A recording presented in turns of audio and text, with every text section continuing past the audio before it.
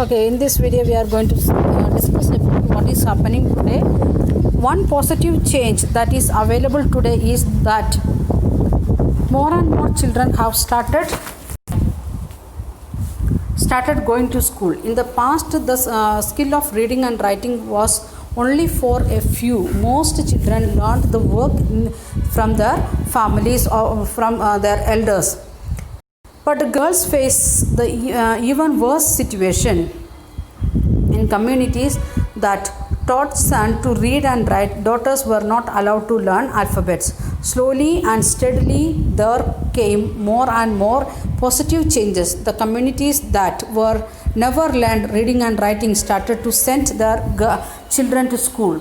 In the beginning, there was a lots of opposition from of the educating girls, but there were also women and men who made effort to open schools for girls. Women struggled to learn and to write and read. Here the experience of Ramsundari Devi is worth mentioning. She was a housewife from a rich landlord family. At that time, it was believed that if the women learned to read and write, she would become a widow. Despite this, she taught herself how to read and write in secret. After her marriage, she wrote her autobiography in Bangla with the title Amar Jaban. We already have seen all these things. Coming points already we discussed.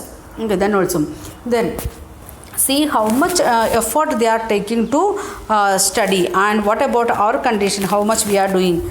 Rokeya Shakawat Hossain was another example who did a lot for women's education. She knew how to read and write Urdu, but she was stopped for learning Bangla and English. In those days, only boys were taught English.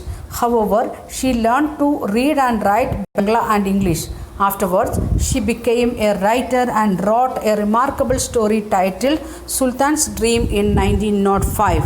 Means before one century they wrote the book. Even the ladies never got chance to study. She did a lot to help other girls go to school and to build their own dreams.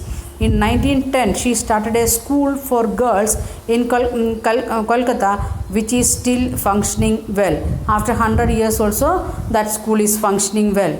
No doubt, more and more girls have started attending school. Still, they lag behind boys. As per the most recent census of 2001, 76% of the boys and men are literate, but the figure is comparatively very low in case of girls. Only 54% of the girls and women are literate in India. This is 2001, and afterwards we got 2011 census also, that I will give in afterwards. Thus the percentage of the male group is higher than female group. Not only in India, many countries same condition. Girls who are from Dalit and Adivasi background are less likely to remain in school. One of many reasons is that several families are too poor and unable to bear the cost of educating all their children. Boys easily get preference in such circumstances, because here we are living in a patriarchal society or male dominated society. So parents, they will prefer to giving education that to boys if they can't teach all the children. Then the position and status of women have undoubtedly improved a lot, which is due to collective effort of women of the country. Women's movement also get the support of men. They used different strategies to spread awareness, fight discrimination, and seek justice. For example, they organize campaigns to fight discrimination and violence against women. And we know domestic violence act like that, things we have seen already. And they also protest when violation against women take place. Women's movement also shows solidarity with other women and causes. Then we are used to hear that word feminist, thinking like that they are only working for the ladies. No, the feminist means they are those who are standing for the equality in the society. Gents and ladies want to get equality, for that purpose they are standing. So normally they will support ladies. Why? Because they are suffering more, or they are not getting equality in the society. The next topic it is word meaning. Stereotype, a fixed image of a person and a community. This is, we are having a particular thinking about an image or about a person or a community. Stereotype prevents us from looking at people as unique individual.